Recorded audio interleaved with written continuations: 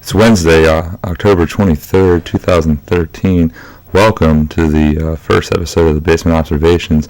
We have a very exciting show for you tonight. We are going to take a look at the sports headlines, the World Series preview of the St. Louis Cardinals and the Boston Red Sox, and just a special treat. There's going to be a random story involving me, fried chicken, and a topless woman in the middle of the night. So stick around for all that and more on tonight's episode of the Basement Observation. For those of you who don't know, my name is Corey Gokenauer. I've played and coached basketball at the high school level for a number of years, and I've worked at Division I football as a student manager at Temple University. So my sports takes are based in reality, and they're not based in overweight Cheeto eating. I think it goes without saying that the biggest story in the world right now is going to be the World Series starting tonight between the Red Sox and the Cardinals at 8 o'clock Eastern Time, and that story is taking place in Boston tonight. You have Adam Wainwright for the Cardinals going against John Lester. Adam Wainwright was 19-9 this year with a 2.94 ERA, 219 strikeouts. Lester was 15-8 with a 3.75 ERA, 177 strikeouts.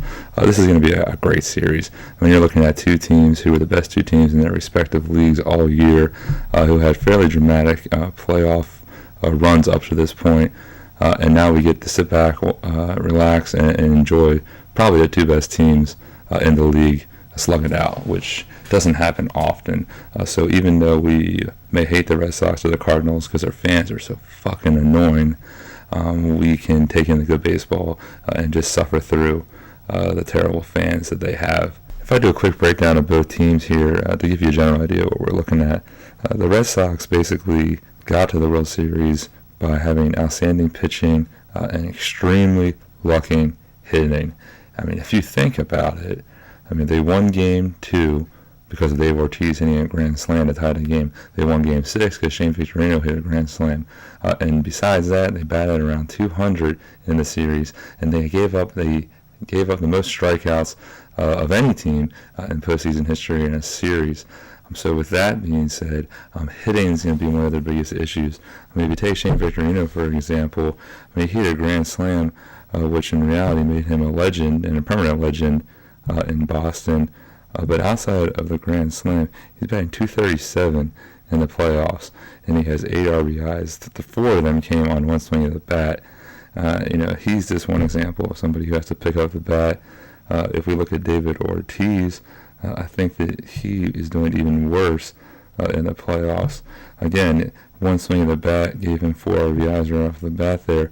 But besides that, 200 with 7 RBIs so far in the playoffs this year. I mean, that's a struggle.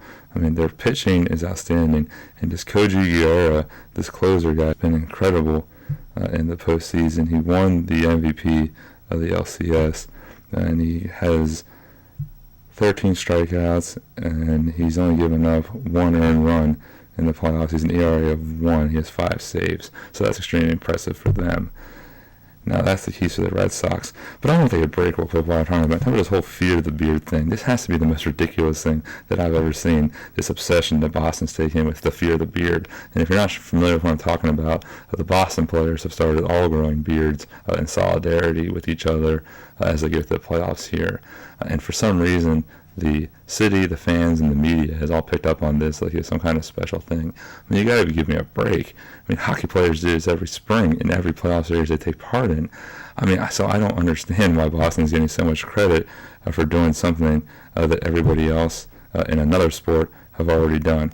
I mean, I just think that that's ridiculous that they're getting such credit for that, like they've, created this magical, tradition when it's been around for so long. Not only that, it's gross. I mean, have you looked at them? They are disgusting to look at. I mean, it looks like in Dessa Pedroia's face there's going to be birds coming out of it, like that Family Guy episode. And some of the guys aren't even doing it the whole way. I mean, some of the guys have a full-on, mountain man beard that is disgusting and sweaty and gross to look at. And some of them are, finally manicuring their beards every day. So I call BS on the whole fear of the beard thing. If they're going to do it, they should all be going all out. And some of them are definitely trimming it. I don't like it. I'm not a fan of it. And I really think that it's creating more attention than they need. Besides that, I mean, they're a good team and it's going to be a good series, but I'm sick of this. People with shirts now that say fear the beer on it, give me a break. Don't you have anything better to worry about? Quickly switching the focus over to the Cardinals. The Cardinals, in similar vein, are dependent on outstanding pitching. Adam Wainwright is just an incredible pitcher. I don't think there's any question about that. He has 2 wins in the postseason, a 1.57 ERA, 20 strikeouts to 1 walk, and 23 innings pitched. I mean, that's an absurd line there. This Michael Wacha character, he's really come out of nowhere. I mean, he's only 21 years old, 22 years old.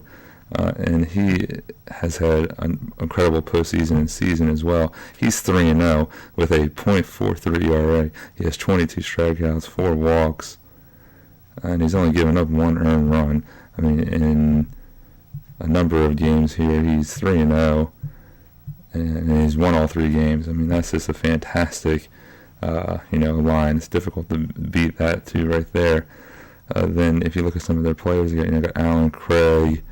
That's probably one of their best hitters. You have Carlos Beltran, who is just a clutch hitter in the playoffs. It's funny, you look at Carlos Beltran, if you look at his last 3 seasons during the season, 269 this year, 269 during the regular season, but if you look at the postseason for Carlos Beltran, and it's been similar like that, he's been in 256, so a little worse, but 12 RBIs and 5 runs and just 39 at bats. Those are some great numbers. He batted .357 in the postseason last year. He batted .435 way back with Houston in 2004. So he's definitely someone that the Red Sox are going to have to look out for. The rookie relievers in the bullpen for the Cardinals could be a huge area. You got Trevin Rosensteel, a rookie, along with Kevin Sechrist, Carlos Martinez, and Seth Manis. I mean, they've all had to get the game to the 9th. That's always a dangerous proposition when you have rookies throwing in the late innings in the postseason, especially when across the field you got David Ortiz, Shane Victorino, Dustin Pedroia, among others, guys who have made clutch hits already this very own postseason. So it's going to be a great series. Really going to come down, I think, the pitching on both sides. Both sides have good starting pitching. You really see how deep in the game these guys can get. It's going to come down to how the Cardinals bullpen handles the pressure of the World Series, and really, can the Red Sox get more timely hitting? They've really gotten lucky so far this postseason with their hitting. 2 grand slams, 8 of their runs have come off of 2 single swings of the bat. But with that being said, if you had to ask me for prediction today, I'm really thinking that the Red Sox are going to win the series. I'm going to say in 6 games. So I think they'll win it at home early next week. And I really think that they just have the tools, and they just seem to have that timely hitting. It hasn't been pretty, but it's been pretty spectacular when they pulled it off. So Red Sox in 6. But what I want to do now is do a quick look at these 2 cities, this face-to-face, the cities themselves, to see which city I think is better off. Okay, we're going to break this down by 2 here. We're going to have 2 of my favorite things, which are history and food. And let's see if we can get a winner from this. It's only 2, so we might have a tie, but that's all right. If you look at food, we take Boston first. The only thing I can think of is clam chowder, which terrifies me because it's disgusting looking, and there's nothing redeeming about it to me. So Boston automatically loses on that front when it comes to food. St. Louis, ribs. I mean, they have ribs named after them. You have St. Louis ribs, which are delicious. You get that, you get the sauce all over your face. You eat it off the bone, you lick the bone, and then you sit back, you unbutton your pants, and you let the weight get on you. I mean, that's incredible. St. Louis ribs wins 1-0 St. Louis. If we look historically between Boston and St. Louis, Boston's important. I mean, Boston is clearly one of the founding cities of the United States, along with the near and dear Philadelphia. You have guys like Sam Adams, John Adams, John Hancock. They came from Boston and helped lead us to independence. But honestly, after that, I think Boston's pretty lame. I mean, I'm all for Boston, and notwithstanding the things that they've dealt with in the last couple of years, but I really don't find much about Boston I find exciting. Now, if you go to St. Louis, my goodness, jazz. Now, if you know me at all, you know that I am obsessed with jazz and blues. Just the fact that Chuck Berry, the great, amazing Chuck Berry, is from St. Louis is enough for me to allow St. Louis to win. Not only that, they have Nelly. And not only Nelly, they have the St. Lunatics, which means that Murphy Lee is from St. Louis. And if you aren't obsessed with Murphy Lee, and if your childhood didn't revolve around listening to Murphy Lee's raps with the same Lunatics, then you've had a depressing childhood, and I feel so sorry for you because you missed out on an incredible experience for everyone else. So on the strength of Chuck Berry and Murphy Lee, as embarrassing as that is against the historical background of John Adams, Sam Adams, John Hancock, St. Louis wins 2-0 in my which city would you rather be in. And I've been to St. Louis. I've been in the Arch. That's awesome. You used to be able to watch games from Busch Stadium from inside the Arch. I mean, Boston doesn't have an arch. They don't have something you can stand up in and look out over the city like that.